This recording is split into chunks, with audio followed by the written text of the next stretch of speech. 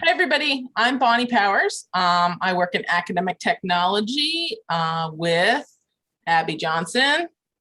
And there's Patty Del Greco below. Katie may join us later. Yes. And we all wanted to welcome you to a discussion on planning for teaching in the fall. We know things are up in the air. We've talked about reopening campuses to some degree. We have a Delta variant and a Lambda variant on, the horizon. So we don't really know what's going to happen, but this is where planning really comes into play. And we've created a list of teaching modalities to help people wrap their head around the different ways that you can run a course. And I will say Abby Johnson and Katie Golis were the primary developers of the slideshow that we're looking at today, and we'll make it available to everyone afterwards. So don't feel like you have to write down everything or remember everything. It'll all be yours for the low cost of clicking a link. So can you all see my screen, Fall 21 course teaching options? Mm-hmm. All right.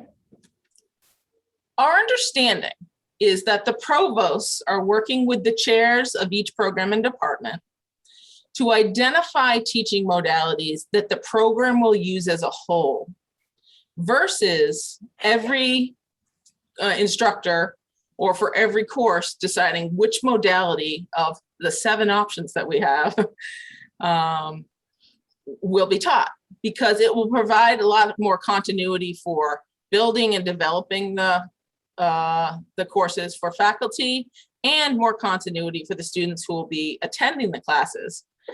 And so we wanted to share with you some of these options. We also want to take some time to hear about the situation you're in, maybe with your course or your program, and what you think you'd like to do for the fall, and discuss some of the pros and cons and some things that you might want to consider when you talk to your chair or when you and your program decide which modalities to use. So feel free to jump in at any time. This is not a lecture or anything like that. It's meant to be a discussion. So jump in at any point with your questions. I have a question, Bonnie. Go for it, Lolly.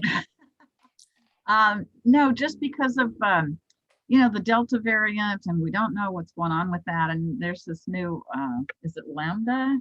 Yep. No, next one.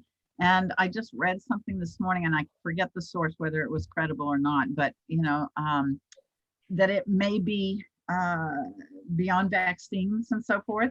So, I'm kind of looking at fall as almost like a game time decision, that it may be mid-September before we really know how safe it's going to be back on campus again.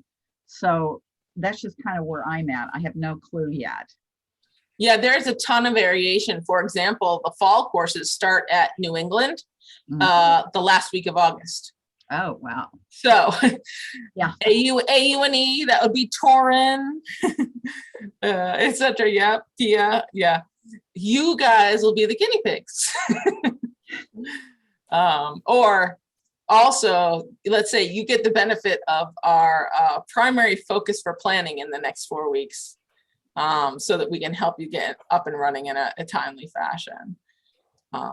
So there are 3 categories that we've lumped these teaching modalities into. And one is where you have a fully online component.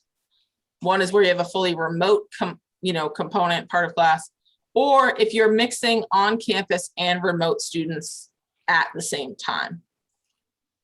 Okay, so we've listed in these bullets, and you'll see there's some duplication. So split class and simul teaching are both in the mixed and in the on-campus component. And we will talk about what each one of those things are so that you don't have to guess about what we mean. Sort of defining our language is sort of one purpose of today's conversation. So as I said earlier, we're really focusing on choosing a couple of modalities for each program, not on a course by course basis.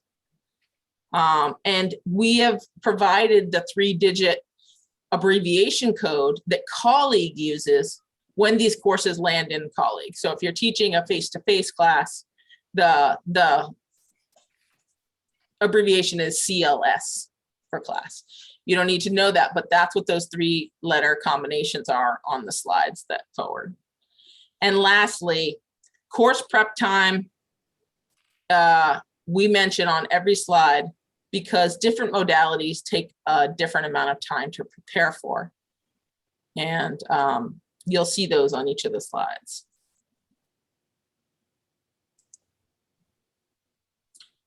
We have some general recommendations, but we also recognize that each campus has a different physical plant and restrictions in their area. You know, California is requiring masks indoors again right now. I'm in New Hampshire, we're not yet, but who knows?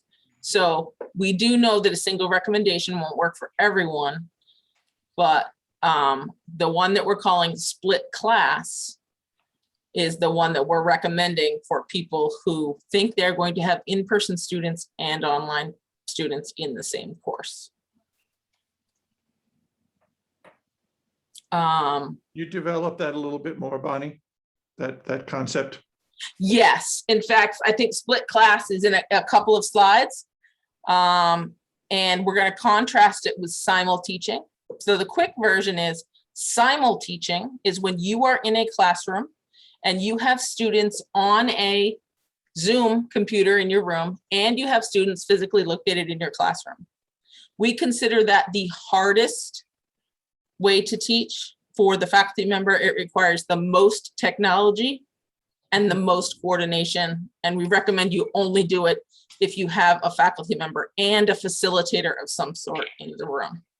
Or if you have experience doing it and you're already good at it. It's not what we suggest be the first type of combined teaching that you try. Split class is where you do have online students and classroom students in the same course, but that you meet synchronous with them at different times. So if it's a 3-hour-a-week course, you might meet an hour and a half face-to-face with your classroom students and an hour and a half on Zoom with your online students. And then you have other activities to make up for the hour and a half of class that you're not in. It might be a recorded lecture. It might be the videos you were going to present in class.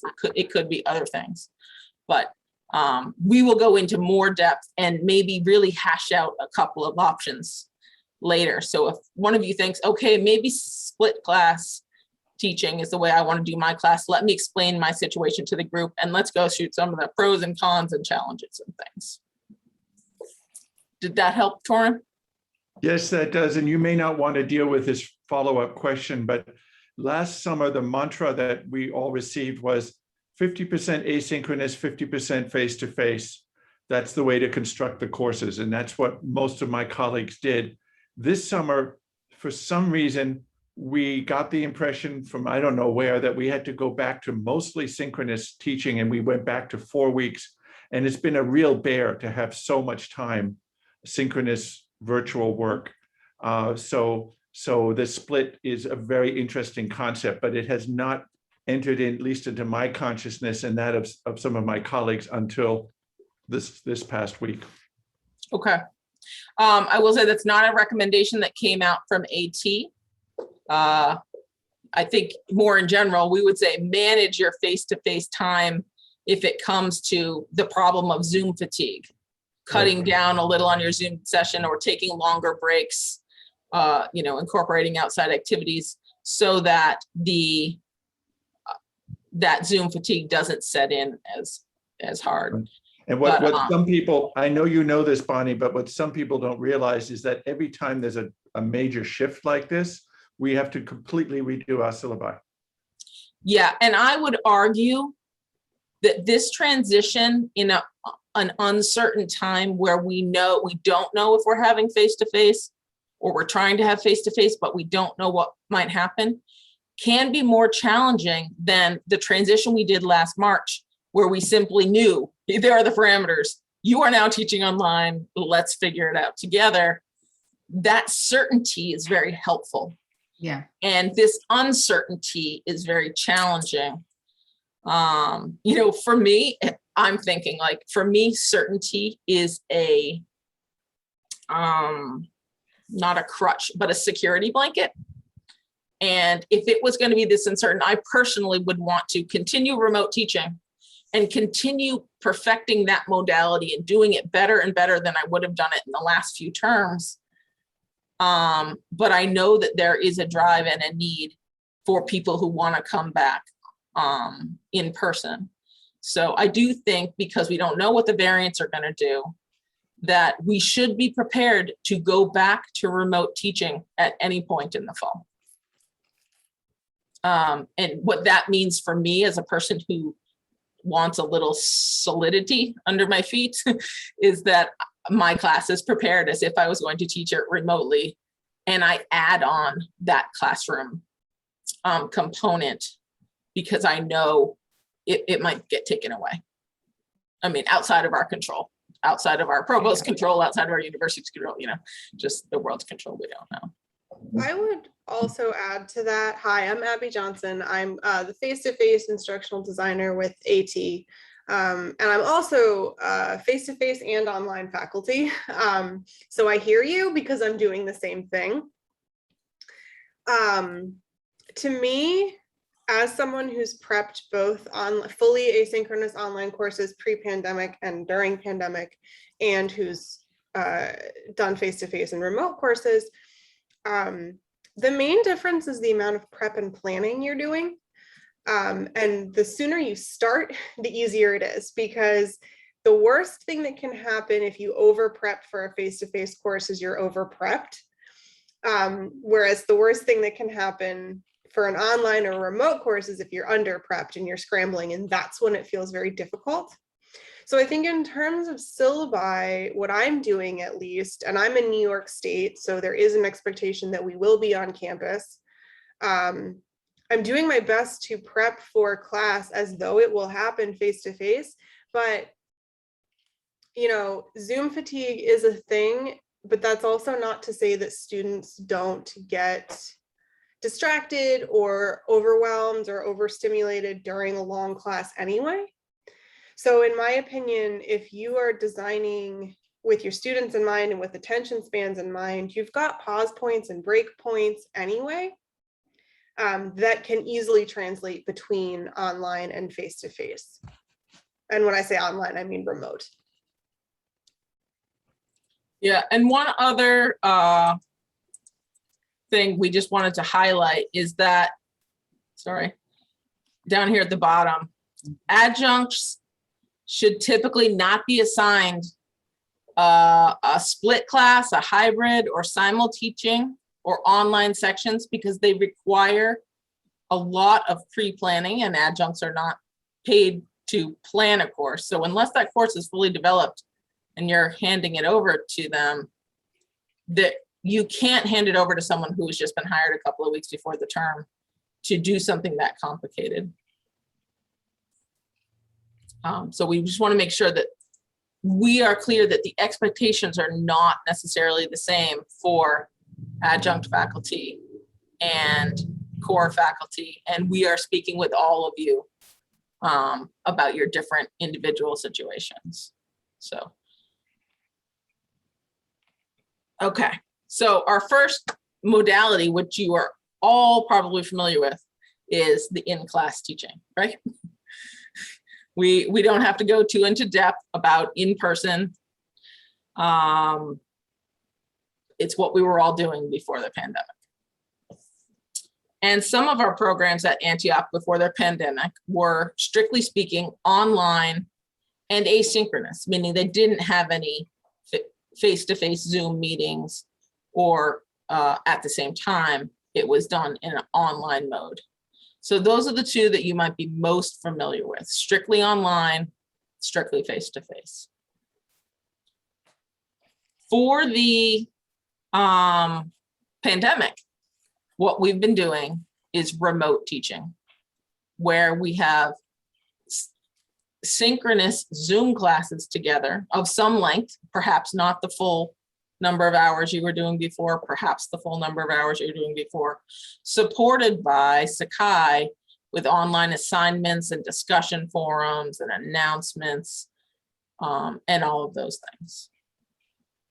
Bonnie, sorry to cut in. Are we going to be able to get a copy of this PowerPoint when this is over?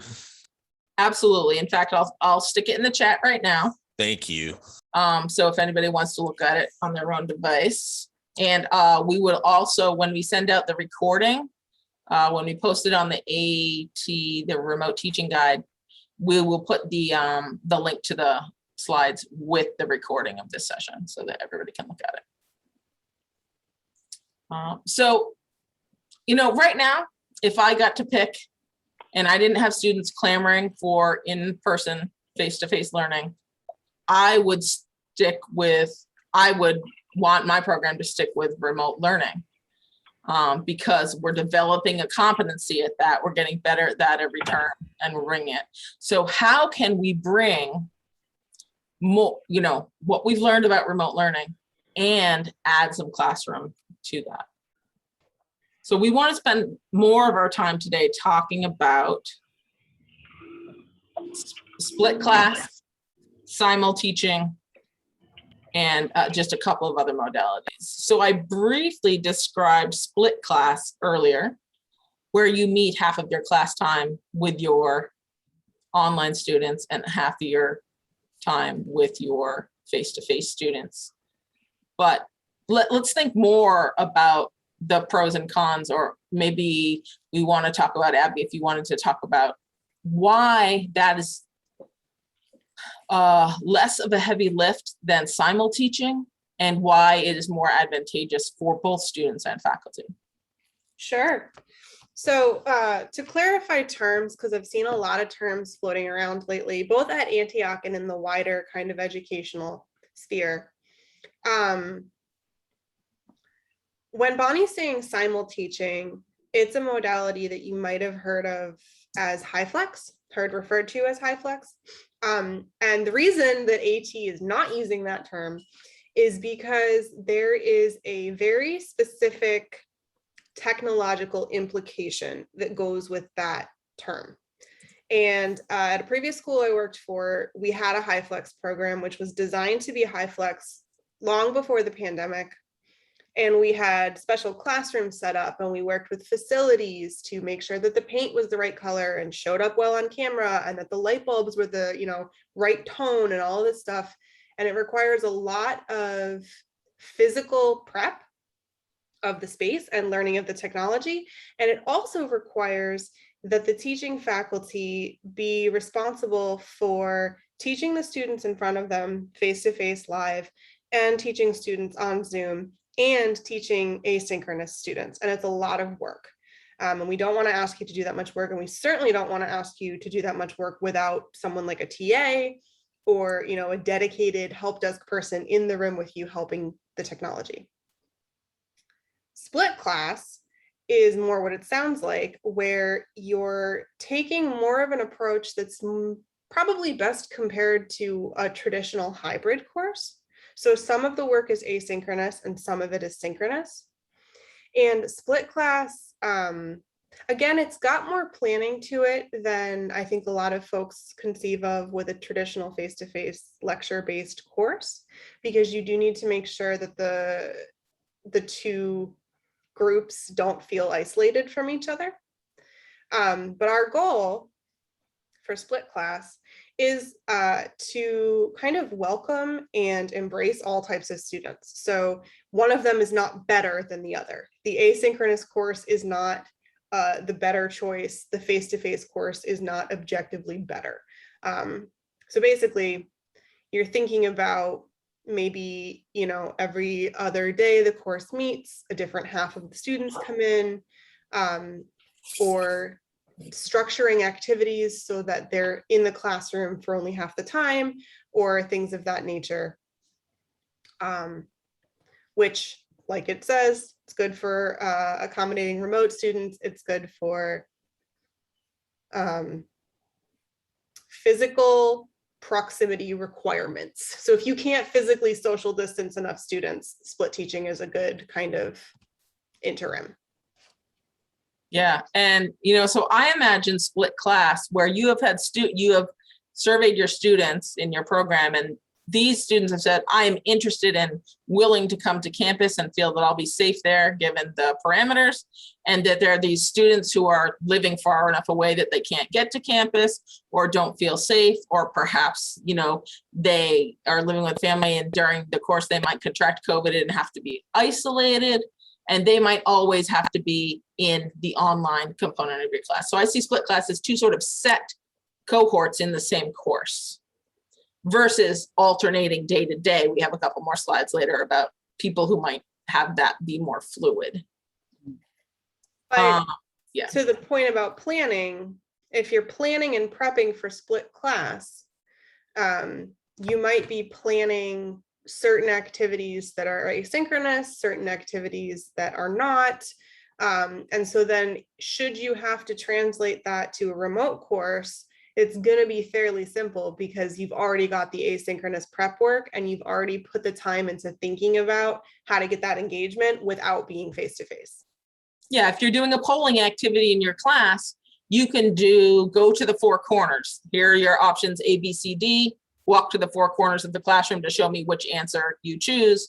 And then you have the parallel one that you would do with your online students where you have an online poll and they can pick A, B, C, D. So that's all prepared. If we ended up going back to remote, you just use the online poll version, but you still get that benefit for the students who really want to be in the classroom and have that face-to-face social time. I have a question about the difference between the Simul Teaching and the split class. So in the split class, the teacher is actually in the classroom with X number of students at the same time that you're on remote, on Zoom with the other students? No, that's That is simul teaching. That's Yeah. Simul Teaching. So this would be- simultaneous. Yeah. So this would be, you go to class, you teach certain students in class, then you come home and you do a Zoom with the others or something like that? You It split could the be, time. yeah. Yeah. All So if right. it's a 3-hour course, you spend an hour and a half with your face-to-face class. class and an hour and a half with your online students. Okay. Okay. And that can be supported by some asynchronous things that they can do, like watching your videos, or you could record a lecture, or they could do some online discussion forum to build that network between the two different halves of the class. Now, follow-up question to that is, let's say I live half an hour from campus. So I drive to campus, I teach the students there, then it takes me half an hour to get home. So the students who have enrolled in my class may not, the class time that are going to be on remote, they may go past that time where they may have another class if it takes me longer to get home or something, whatever. What are the thoughts about that issue? Well, to me, it sort of depends on registration. If when the students registered, the course says it's from 3 p.m. to 6 p.m., then you have to fit both of those synchronous meetings in that time slot, meaning you'd have to take the first hour and a half with online and then the second hour and a half with your face-to-face class. And you wouldn't have the luxury of changing locations in between. Oh, But I see. So you if could do you- the remote from your classroom. Right, but if the session, when they signed up, didn't have specific times, presumably if you are using classroom time, that has to be scheduled on your campus. So that has to be set. The online time might be able to be more flexible. You just have to make sure. Right. Someone in the chat wrote about, well, what if when you survey your class of 20, you get 15 on one and 4 on the, 6 on the other, 5 on the other. Mhm. This all works best when there's sort of a balance between the two. I just was No, I being- get it. If you can stay in your classroom, that's fine, then it answers my question. And I would Yeah. say too, don't feel like you have to do Zoom.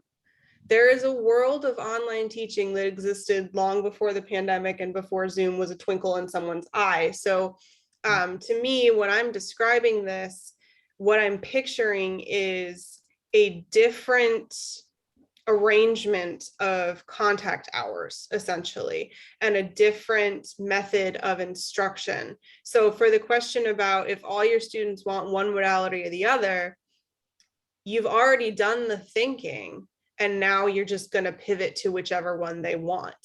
An example, long before the pandemic, I took a film course, which was a 3-hour, 1 night a week course, but that's about enough time to screen a film. So we did have a great deal of asynchronous time because our discussions took place in the LMS because we had time in class to watch the film, or she could have done it the other way, where it's watch the film on your own time and we'll come in and talk about the film in class.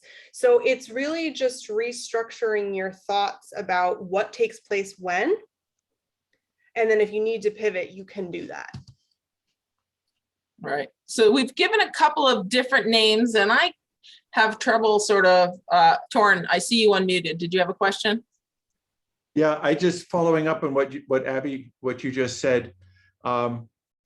When courses have a lot of hands-on stuff, they need materials, students need to, have art materials and so on. It's really important ahead of time, if they're going to be remote, that they order their supplies and they have it in their home or wherever they're taking the course, or that we have all the supplies and the right number of desks and so on for the face-to-face on campus. What are the protocols around and limitations around students switching? I mean, we had a few people who suddenly switched and that creates havoc.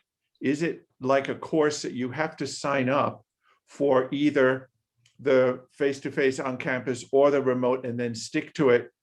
The problem is, of course, COVID issues that come up. But what are the protocols around?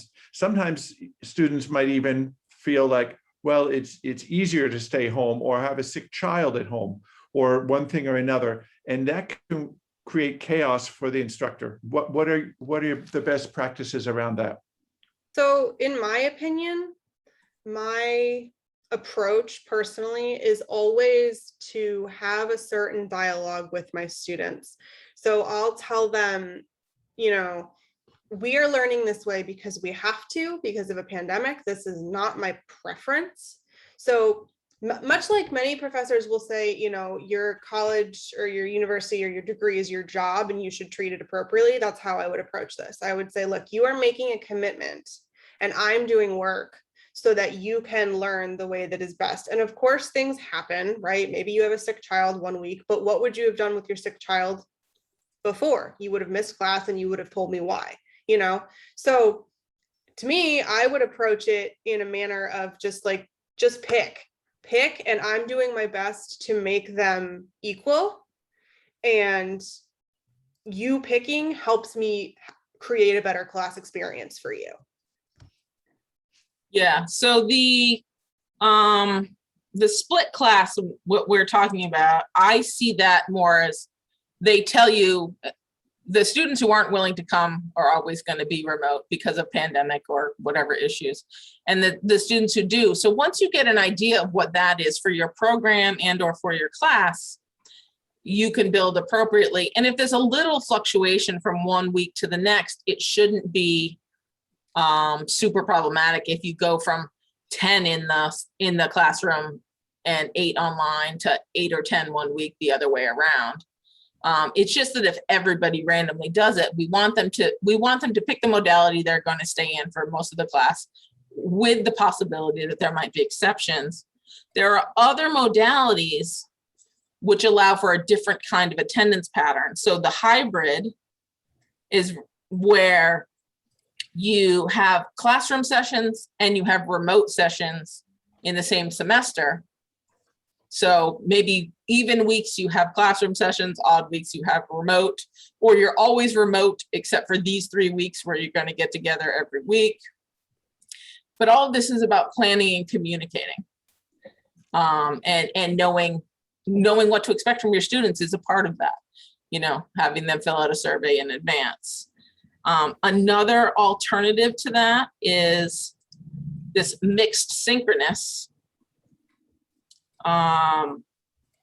where you, instead of meeting, well, in the classroom and on Zoom sometimes, where you have in the classroom meetings and then you have asynchronous work in between those.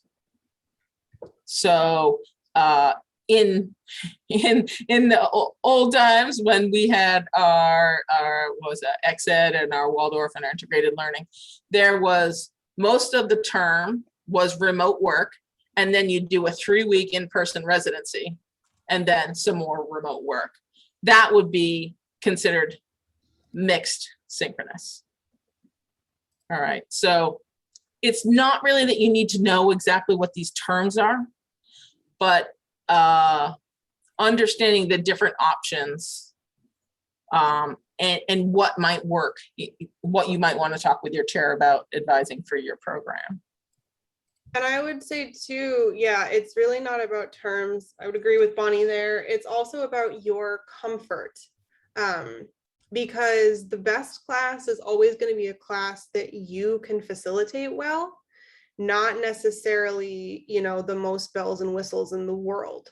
If you're used to Zoom teaching, you're good at remote teaching, you maybe want to add one more thing or spice something up, that is unquestionably going to be a better student experience than a course where you're trying something because you feel like you have to, and then having a bunch of technical difficulties, or you don't like the classroom management style, or you're flip-flopping or whatever. I would say you're going to do the disservice to your students if you are extending too far out of your comfort zone. Yeah.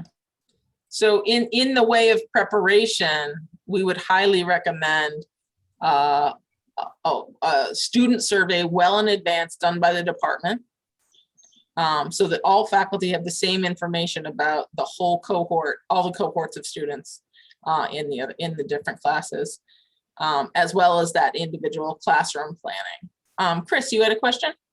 Yeah, I know this is ironic, right on the tail of don't get too caught up in the terminology or specific distinctions, but I did want to ask, just to clarify a little, the distinction between hybrid and mixed synchronous. Is that just because mixed synchronous specifically means the online element is asynchronous, or is there something else to it that I'm missing? Yeah, hybrid is an old term which can mean anything from the course meets mostly online except for to sit in person to take the final, to the course is, you know, every other week online and face-to-face. But I am seeing hybrid getting thrown around like it's a new thing now, but it basically means you're splitting seat time between face-to-face and online in some variety, versus mixed synchronous is more like mostly in person, but sometimes something's not. Yeah. So Yeah. So we previously used hybrid within our department as sort of a almost catch-all term for anything that like referred to some sort of mixing of in-person and online modalities. So that's why I was kind of curious about what the specific distinction of its use here was. Yes, and I see some of the terminology got switched on here. So the hybrid is a mix of face-to-face and asynchronous work, meaning not together, and not at the same time. And then mixed synchronous is classroom and remote synchronous work. There may also be asynchronous work thrown in there as well, you know, like discussion forums and things like that. Okay. So I want to leave a lot of time for questions, but let's mention Simul Teaching. Again, but we want to iterate that we find this one the most, that requires the most preparation, the most technology, and the most practice beforehand. So it's not our top recommendation for people who are new to multimodal teaching, or less comfortable with multimodal teaching.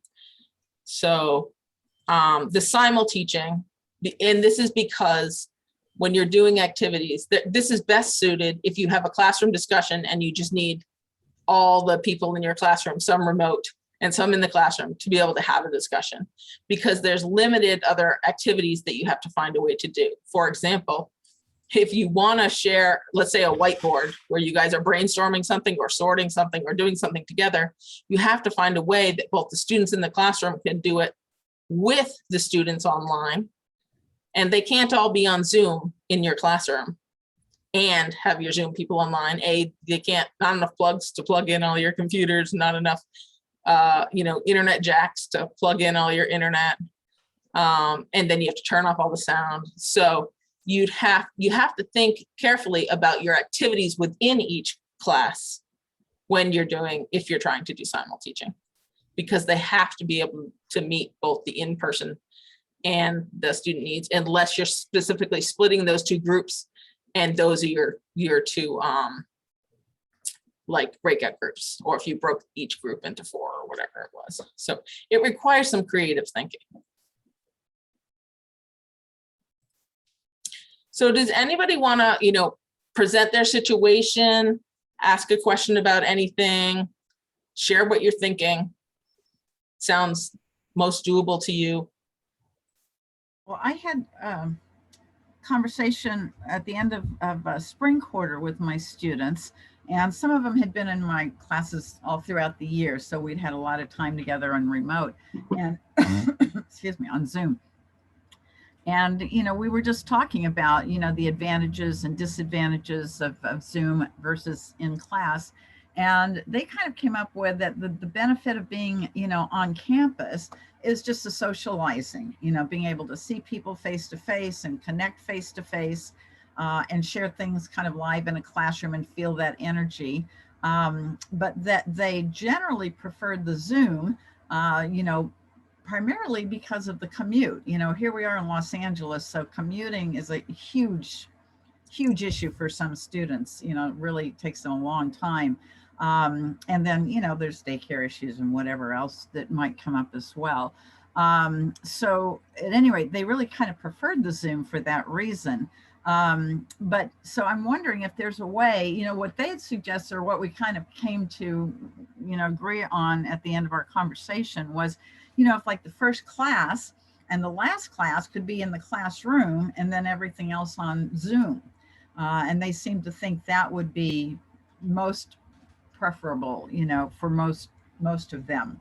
So I'm wondering if something like that in this hybrid, would that be the hybrid format? It's almost like it's a remote course with 2 specific meetings. And those meetings, maybe, for example, some people won't attend the face-to-face because of their concerns. Maybe they have to do something instead. But yeah, I think it's easiest to think of it primarily as what you're going to do most of the time. Mm-hmm. And if there are any weeks that are a little bit different than prescribed. And I think this all comes down to communication and empathy and understanding for things that are going to change. Your students for you, your students' empathy for you having to plan what may or may not happen, and you for your students knowing that they don't have control either. It's the only way I can think of to continue getting through what I think it was. I'm looking to see who put it in the chat, how frustrating this was. Yeah. It was Lindsay, I think. Just this ongoing uncertainty. It's exhausting. Yeah. So, and Pella had written in, go ahead, Lolly, sorry. Oh, I was just gonna say, I think right now my mind is planning on Zoom just because of the situation here. We're back to wearing masks, required indoors, and who knows what's going to happen from there. So I think that just subconsciously, that's what my brain is thinking, but my class is prepared to go either way. So I'm okay with the kind of, last minute decision, but I realize a lot of people aren't, and that it will be very difficult. Yeah. And Pella had wrote in, is HighFlex the same as Simul Teaching? And we talked a little bit about that. I think we have sort of maybe solidified what we're calling Simul Teaching to be a little bit more structured. high flex can mean preparing multiple ways that your students can complete the learning objectives. And they get to choose which learning objectives they complete in which way. So sometimes they might attend class, sometimes they might do them online, sometimes they might attend a remote section. I think of high flex as the ultra flexible, which is the closest to simul teaching. But what we're describing as simul teaching is teaching online students and classroom students at the same time, at the same temporal time. Yeah. Right. I just have to say, for me, that is like my worst nightmare. Right. Well, Yeah.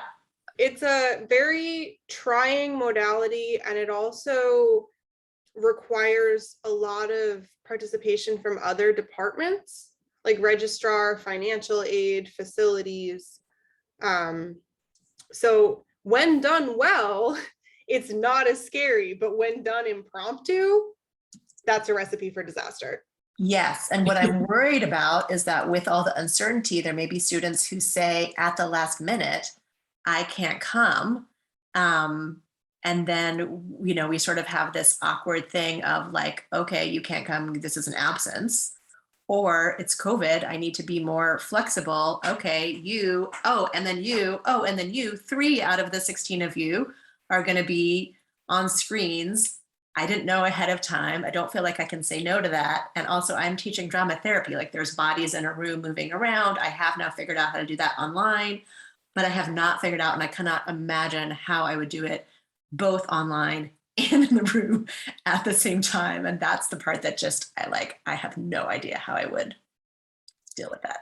And I don't think that's a legitimate request if it's impromptu. If you're thought of that, if they've said before the term, I'm not going to be able to, I'm not willing to come to campus and attend class in person, and there's, you're planning for that, that's one thing. But on an off class basis, we don't have our classroom set up to record what happens in the classroom and then deliver that.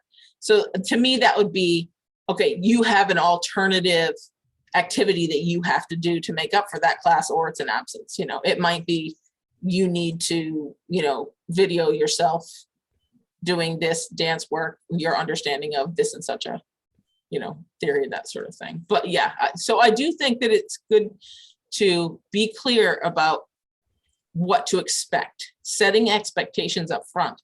Last minute changes can't be made easily. So as far in advance as let us know. And you have to understand that we don't have the flexibility. So I see 3 hands, and Pia had hers up first.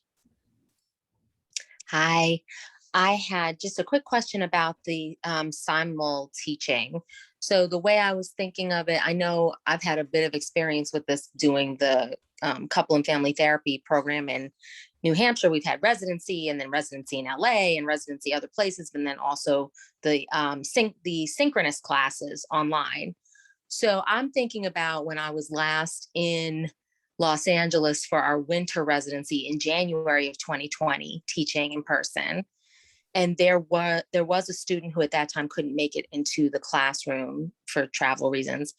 I'm wondering, so would that look like that screen that you have in the classroom, wherever you are, whatever state you're in, that you have the screen where it is connected maybe to your laptop with Zoom so that they could log in, you're sharing your screen with maybe if you have slides or something, so it's up on the screen for everyone to see as it normally would be, but then also the student that's online sees it.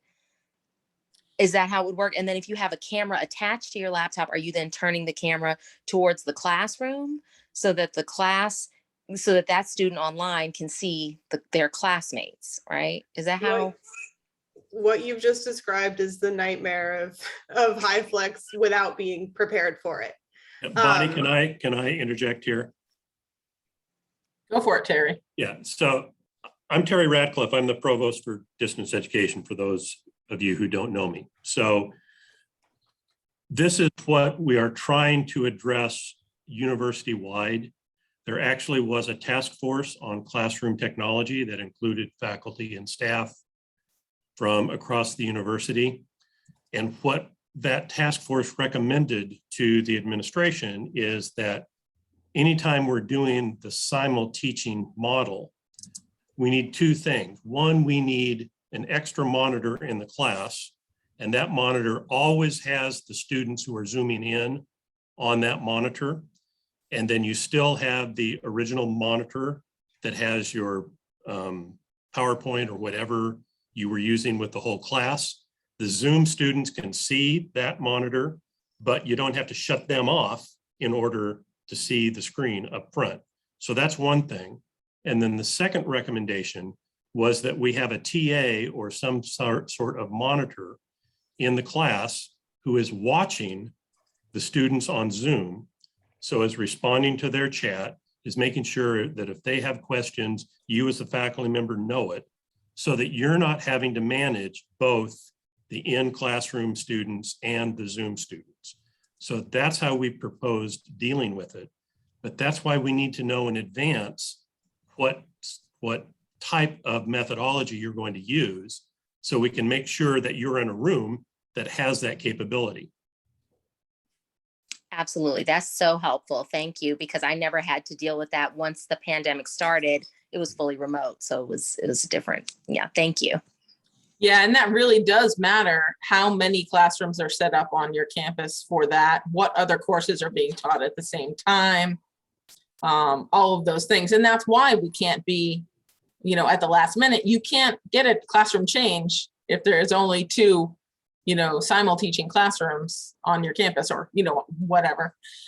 So it's very clear for us to know what resources are available, what room each person is scheduled for, and things like that. Torrin, did you have a comment? Yeah, that's a perfect segue. It's very reassuring, Terry, to hear you speak. And I've been doing remote teaching now for over a year, and it's gone quite well. But we had one program a few weeks ago that was Simul Teaching, and it was not only all the issues that have already been mentioned, but I was dismayed once again to realize how deficient our campus was in the very basics. So if there was an activity planned right outside the building, suddenly the internet wasn't working anymore. A work-study student hired with a computer was malfunctioning.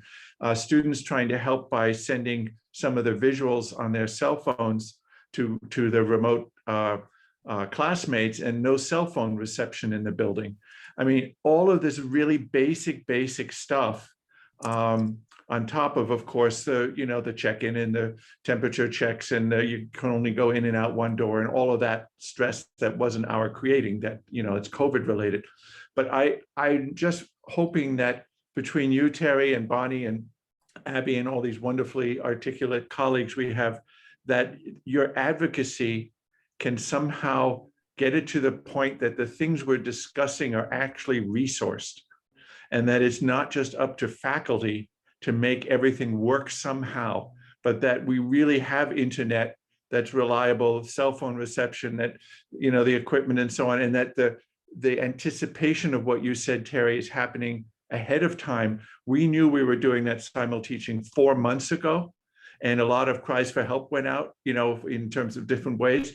And yet the first couple of days were really chaotic until the faculty and the admin staff and so on, and tech support all came sort of into bear. And still some of those basics, such as internet service and cell phone service, were still not up to what we would like to see. So it's a little bit of venting, but also a bit of passion there.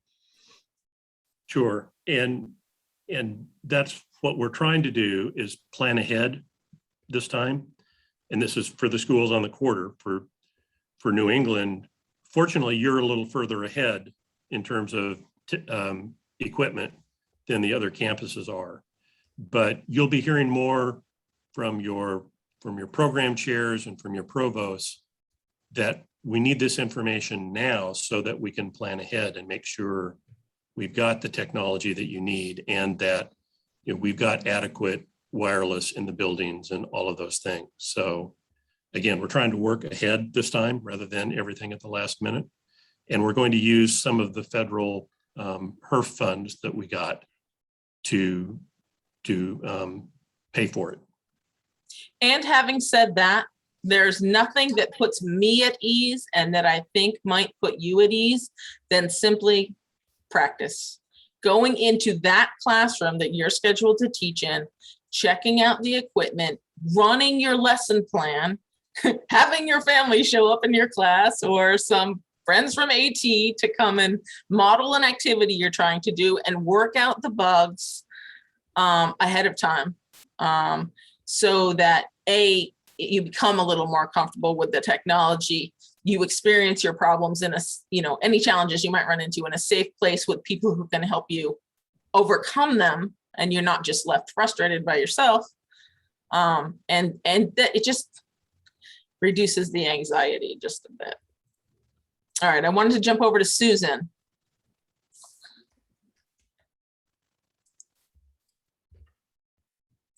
Okay. Yeah, my question is, I'm wondering if you've met with all the chairs. One of the expectations we have in our department is that we will be on campus. And again, at least 3 times. And again, that might change. But when you talk about planning, they're all adjuncts. And going remote, we all did that last year and learned how to do that thanks to all of you.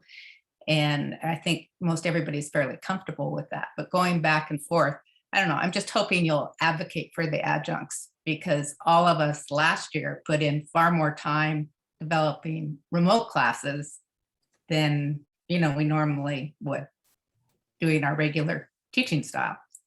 Yes, absolutely. AT, we have an open invitation to talk with chairs themselves, come to program meetings and brainstorm with them. Terry has worked with the provosts so that the provosts are speaking with the chairs, and they have this exact slideshow with all of our recommendations about what to be thinking about. In fact, this week I even reached out to all the program coordinators at AUNE to say, I hear your programs are thinking about what you're doing for fall.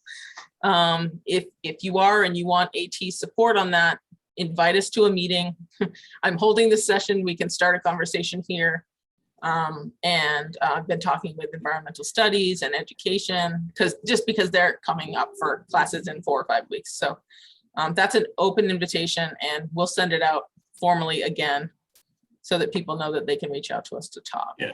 And just so you know, within the next week and a half, it's our hope that Katie Gullis or I will be meeting with each of the department chairs to make sure that they all know what resources are available to them.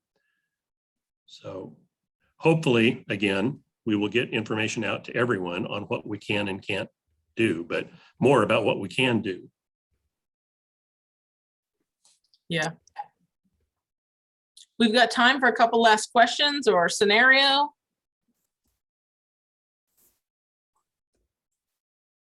Or 5 minutes. Oh, Sharon, will you raise? So on the Keene campus, who's responsible for making sure that the classroom is set up for a Simul Teaching situation? I know that, like, I'm teaching in a residency and it's expected to be face-to-face, and I just learned that my worst dream is coming true, in that there'll be some people zooming in, and I have 9 hours. Yeah, so residencies are a little bit different, and I would be happy to meet with you. I'm sure Katie Gullis would be, for you and your team to talk about the challenges. Mike Spitzy is directing the campus technology for all of the campuses. Luckily, he's on your campus, Sharon. There's a plan for what will be available in which classrooms. I know it may not all be stood up at this minute. Terry, did you want to add on to that? No, I was going to also say that Michael would be the contact in Keene. Your COO or your facilities person at each of the other campuses would be the person responsible for procurement and setting up the equipment. We are in the process right now, except for Keene, we're in the process right now of identifying how much equipment we need and getting it ordered. For Keene, again, you're a little ahead of the game and you've got more equipment, and Michael can actually move some things around so that you can be set up as I was describing before. So if the room does not appear to be the way that we were talking about, then definitely talk to Michael and see about getting that extra monitor set up. Or if it's in a different room, that sort of thing. Also, if you're having a residency, or if you expect a lot of people to have their laptops, you might need Tony Malloy is the facilities person at New England, to lend you some extension cords and some surge suppressors. If people are on campus all day and need their computers, they're going to need some place to charge. So that may also be in part of Mike's plan. They may have set up some chargers in the lounges and things like that. I don't know what the plan is, but that's a good thing to look for, because if students are on Zoom or using their laptops all day, they're going to run their batteries out. So food, beverages, power, Wi-Fi access, other technology and hardware. And before all of that, some practice and some planning. Anyone else? We're happy if you email us at at@antioch.edu to have a conversation with you and your chair, or just know that those meetings with Terry and Katie and the chairs are coming up. And if you need some implementation, you need to practice something, just email us at AT and we'll help you work out some of the kinks. That's what we're here for.